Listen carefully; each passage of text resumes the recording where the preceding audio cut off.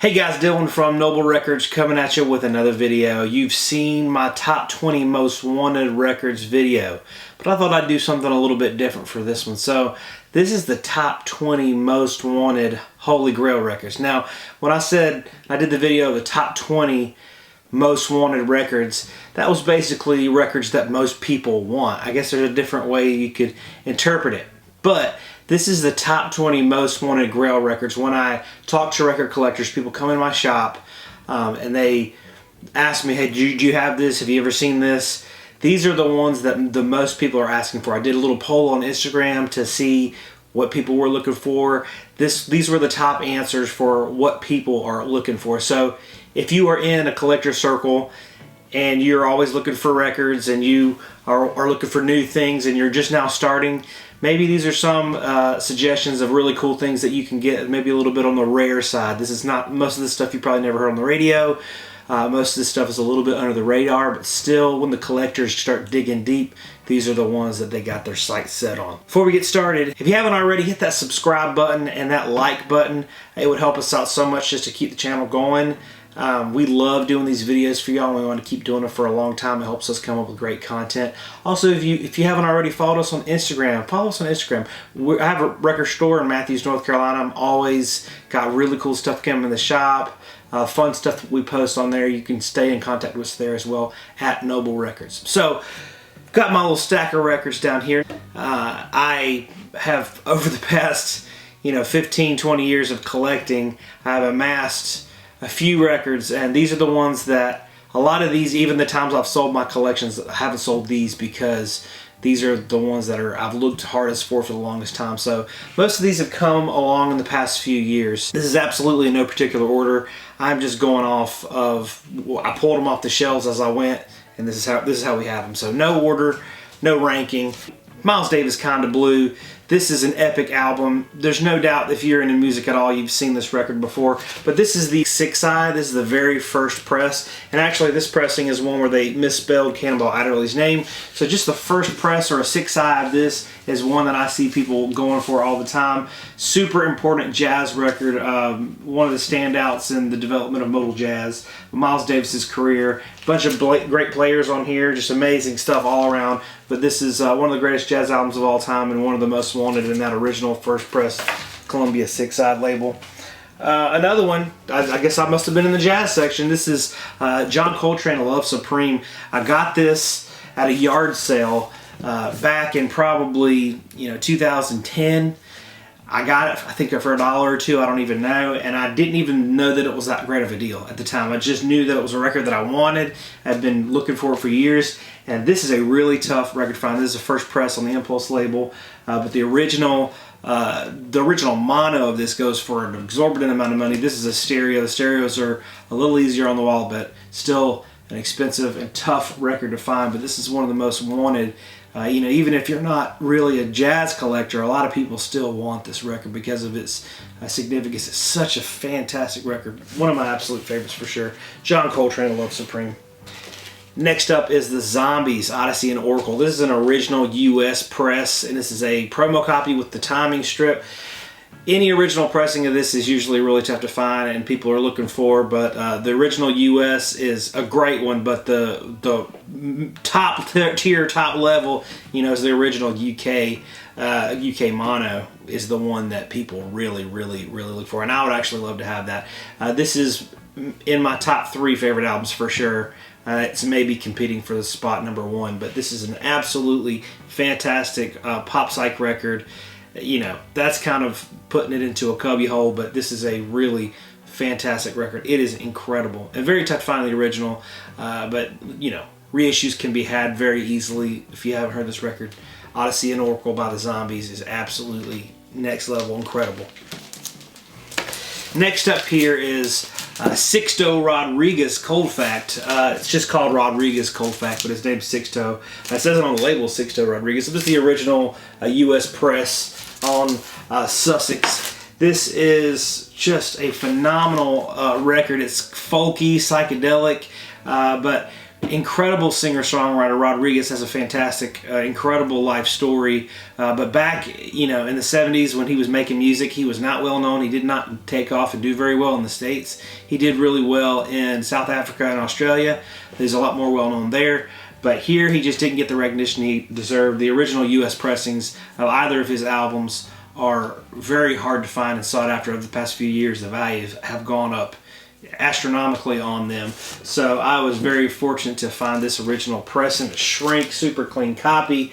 Absolutely love this record. This is, again, a lot of these are my favorite records I own. Over the past couple years, I've seen a huge grow of interest in his music. I think it's because of the documentary that they did on him, but incredible artist, amazing, amazing record. Next up is The Sonics, Boom by The Sonics. One of the most influential garage records. You often hear people that were influenced by garage music like punk rock and new wave and stuff. They reference The Sonics.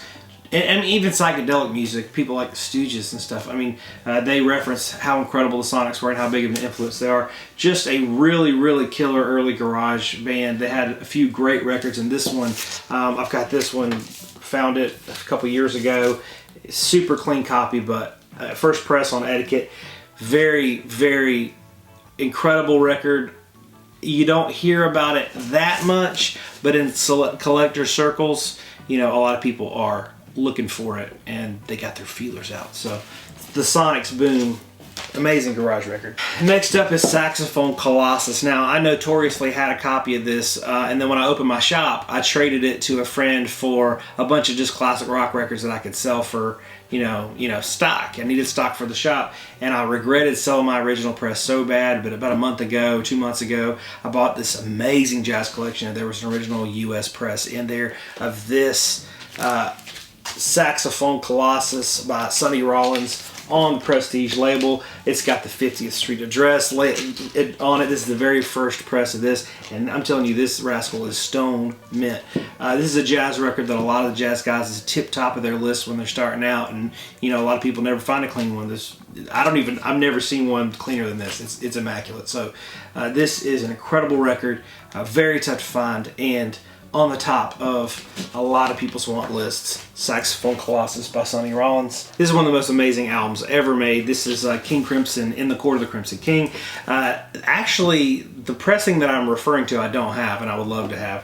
So this is a really rare version. This is the New Zealand press on Vertigo. New Zealand was the only place that they were made on Vertigo. But this is a really rare one that it's just weird that I want it, but I wanted it, and it took me forever to find one on Vertigo. But the original UK press on the Pink Island label is one of the ones that record collectors, they look after. I mean, like I said, this is one of the most influential and incredible records of all time. Having that first UK Pink label, In the Court of the Crimson King, is one I actually really, really need. I don't have one. I haven't run across one. I will someday, but this is the one I've got for now, and I actually have like a MoFi copy, but amazing record, and that first UK is very tough to find. So, In the Court of the Crimson King. This is one, I hear a lot of collectors talk about.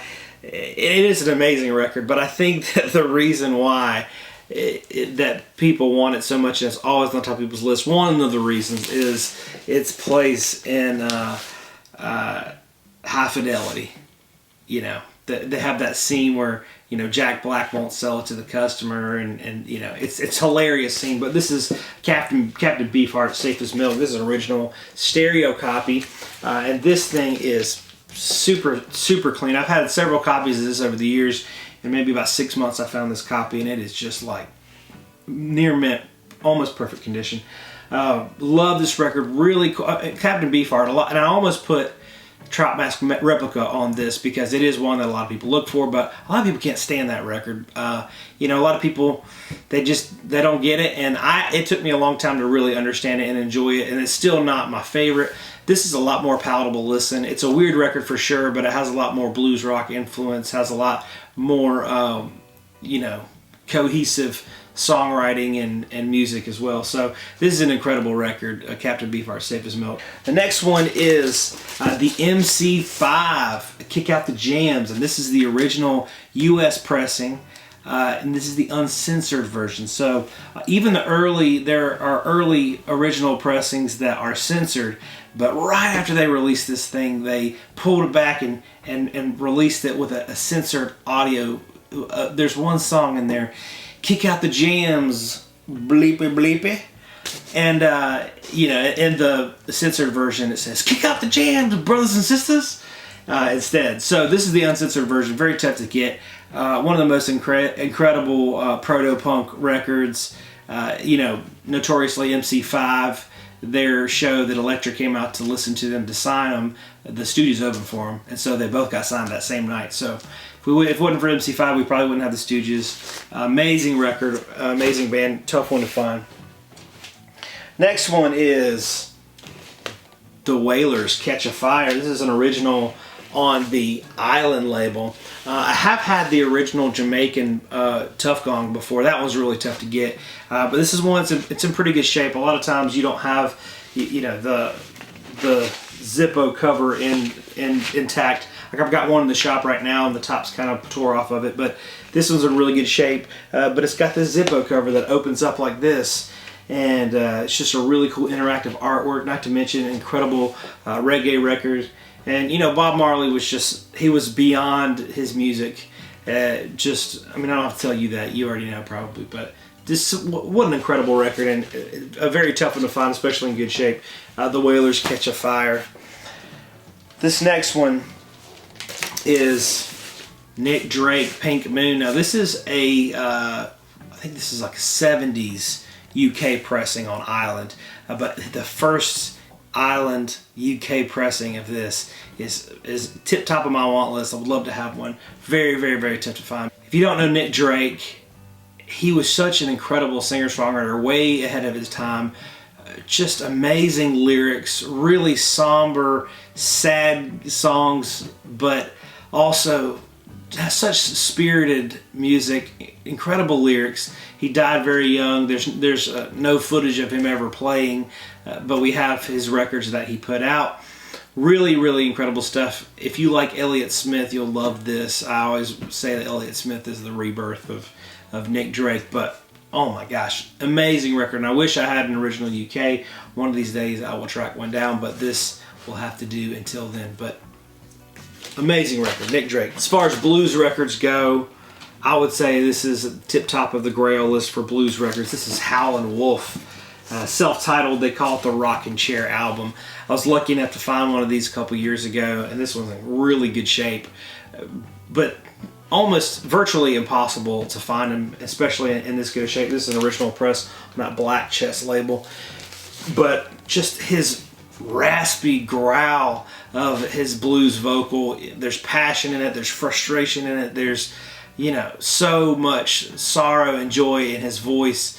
What an amazing blues singer Howlin' Wolf was. One of the kings of the blues. Just one of the originators of the American blues, as we know it anyways. But just amazing stuff. What an incredible record. And if you can get a reissue of this, that's great. Find one. But this original US press, as far as blues collectibles go, people that look for blues, this is at the tip top of the list. This is a must-have. Howlin' Wolf, self-titled. Amazing. So I cheated on this next one a little bit. I counted 4 as one. But a lot of collectors really have their sights set on Black Sabbath's first 4 records. Now, if you want to get really deep, their first 4 original UK Vertigo pressings, which I have. And it took me a while to find them. Years ago, maybe like 10 years ago, I found all 4 at a yard sale. And a friend of mine twisted my arm to sell them to him, and I shudder to think of what I got them for $1 each, so whatever. But I sold them to a friend for more, but still not what they go for. Anyways, but I got these, tracked these down later on. This is first with that Vertigo sleeve, and Black Sabbath initially came out in the UK on Vertigo. In the US, we have them on Warner Brothers. Second one we have Paranoid. This one, Master of Reality, and I would love to get an upgrade copy with the poster. This one doesn't have the poster. I have the US poster in here, but you know, it does bother me that it's not the original UK poster, but well, what an album. And then Volume 4, you know. But Sabbath is one of my absolute all-time favorite bands, and I had to have those first 4 on Vertigo. Just had to. Couldn't help it. Now, one that is gone, the interest for this record has grown tremendously over the past just 2 years. But this is Led Zeppelin 2, the original first US press with the Robert Ludwig hot mix, they call it. So I do understand it's not the mix, but it's the master. But anyways, a lot of people will comment and hound me, but that it's referred to as the hot mix because Robert Ludwig was the mastering engineer on this record, and when it was put out, one of the executives brought the record home, let his daughter play it on her cheap turntable, and the needle was jumping all over the place because it couldn't handle how loud this mix was, pretty much. And so he went back to the drawing board, and they scrapped it and basically released a version with the volume turned way down, and it just gutted it. But this first press, a lot of people say it's the best sounding pressing of this record you could possibly get, and I am not going to say that's wrong. It is phenomenal, but I found this copy years and years ago at a yard sale, and it is near mint. Back then, you know, I thought it was maybe worth $50. Probably was back then, I don't know. But now, a really clean copy of this is going for $500 and up. You know, I've seen them go for $8, $9. So, I mean, it's nuts. But this is one everybody comes in the shop and asks, when are you going to get another RL? And I find them pretty regular. I found one the other day, but they're usually in bad shape. So, I just sold a pretty clean one on Saturday. But everybody is asking about them, and as soon as I put one out, it's gone immediately. People really, really want this record. It's just been one that has gone up in value, and interest has gone up as well. So, next one, this is one that took me a long time to find. I just found it last year. This is a Big Star #1 record. A really influential band. Obviously, you've probably heard of Big Star, but if you haven't heard of Big Star, what you will have heard from their catalog and from this record is the theme song from that '70s show. Obviously, they predate that '70s show. But anyways, that song is on this record. But the song on this record that stands out to me is the song 13. It is one of my favorite songs of all time, top 10 for sure. And you might have heard that in movies and stuff, but Big Star #1 record. This is if I had to pick 10 records for my collection, this probably would be one of them. I love it so much. I strongly recommend buying this record. I feel like this is something anybody would like. So Big Star, great stuff. Ooh, this one's a good one. Man, I never thought I'd have a copy of this, but I found one of these maybe a couple years ago. This is Pink Floyd, Piper at the Gates of Dawn. This is an original UK pressing on that black and blue Columbia label. This is a stereo. The monos go for a little bit more, but I'm a stereo guy. I really like stereo stuff. I know it's case by case, but I don't really mind it being stereo. This is a super clean copy. Thrilled to have it, but the original UKs of this Piper at the Gates of Dawn is super hard to find. It's just the beginning of Pink Floyd from their birthplace. You can't beat it. This is a fantastic copy. I'm thrilled to own it. It's one that collectors are always looking for. I'll throw a wrench in the gears a little bit. This is one you might not expect, but this is one I get a lot of requests for at the shop, and a lot of people seem to be looking for. But this is Metallica, Ride the Lightning. This is original first US press on Megaforce label. Bought this metal collection a couple years ago, and this is one I couldn't resist keeping out of it. This is original in the shrink. It's got the price sticker, $4.99. How many people would love to buy this for $4.99 right now? Obviously, phenomenal record, really influential, and just this original first press on Megaforce before they signed to Elektra is very tough to find, and this is a completely, I mean, it's a perfect copy. Love that I found this record, but this is one that I get a lot of requests for at the shop, so people, you know, if you love Metallica, this is a must-have for your Metallica collection. Another one that might surprise you, but this is Danzig's first record. This is one I get a lot of people looking for. Danzig, incredible, obviously known for the Misfits, but this record is absolutely amazing. I do feel like if most people listen to this record objectively, they could really like it, just because his vocals are so good. But I love this record. This is an original US promo copy. You can see the stamp right there. But Danzig's incredible. This album's just tough to find. We're getting down to the last 3 or 4 here, and they're heavy hitters, and this is some of the, if I had to rank the top, these are the top, you know.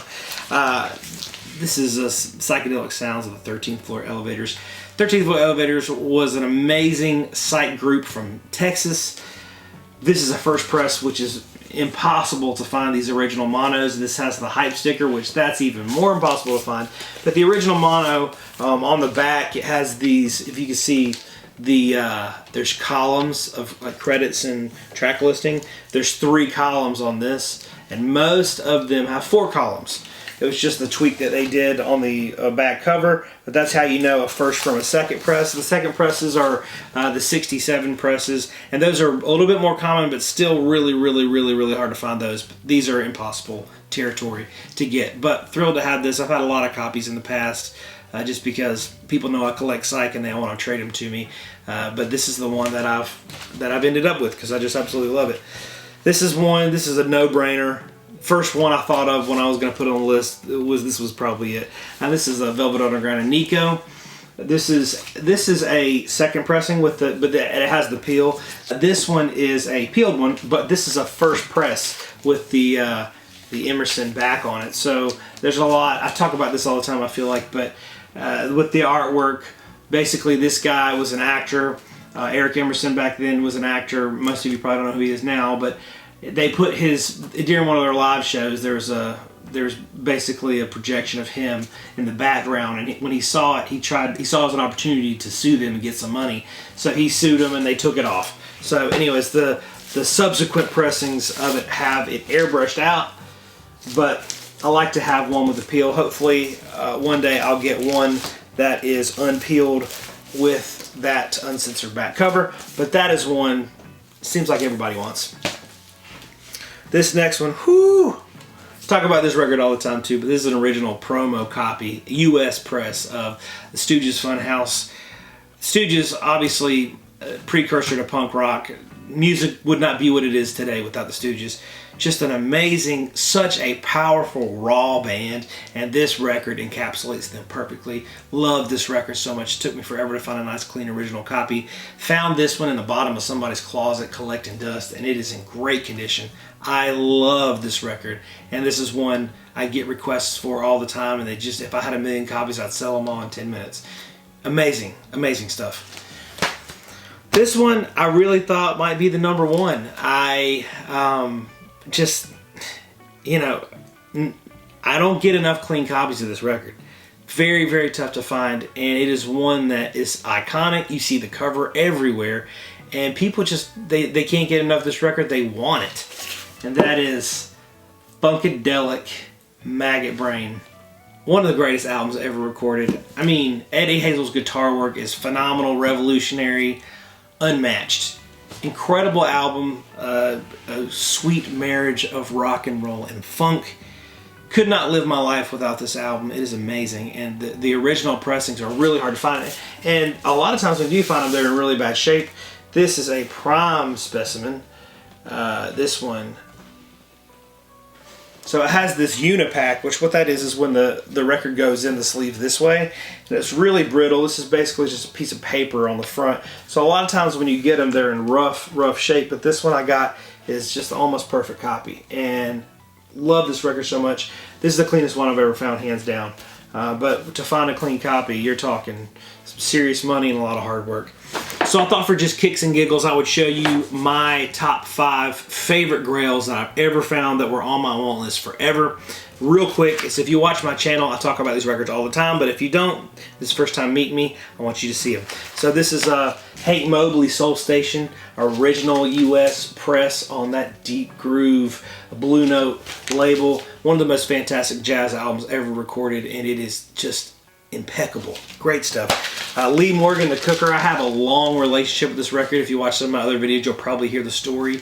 But finally found another copy of this after many years of looking.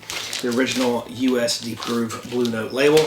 I will say this is one I have a deep personal tie to. This is Randy Holden Population 2. One of my absolute favorite guitar-driven records. Amazing stuff. I got a chance to meet Randy, had him on my podcast. all this stuff, but there's supposedly only 88 original copies of this, and so I don't think that's true. I think there's a little bit more, but not much. This is an original US press. Very, very, very hard to find in really good condition. This is one, you know, if you'd asked me what my most wanted record was, this was it for the longest time. This is Farm, really killer hard rock private press record from Illinois. This is one I looked for so long, and it took me forever to find somebody who had a copy and would let it go. This is just a fantastic hard rock record, killer guitar work. I looked for this so long, cannot tell you how thrilled I am to own this record. Farm. And the last, but certainly not least, this is my favorite record in my whole collection. If I had to grab one record, it'd be this one. This is Fraction Moonblood. You know, coincidentally, it's also the most valuable record in my collection, but honestly, if it was just based on music, I'd still choose this one. It's amazing. Really, really heavy acid psych, Christian psych rock. It's got just insane, intoxicating guitar work on it with vocals that seem like Jim Morrison, but a little bit crazier, if you can imagine such a thing. But Fraction Moonblood, one of my favorite records of all time. Hope you guys enjoyed this video. Please leave a comment below and tell me what your #1 Grail is, whether you found it or not. Thank you guys for watching. If you haven't already, hit that subscribe button. Follow us on Instagram. Check out our links below to buy merch from our website and support us. And thanks again for watching. We will see you next time.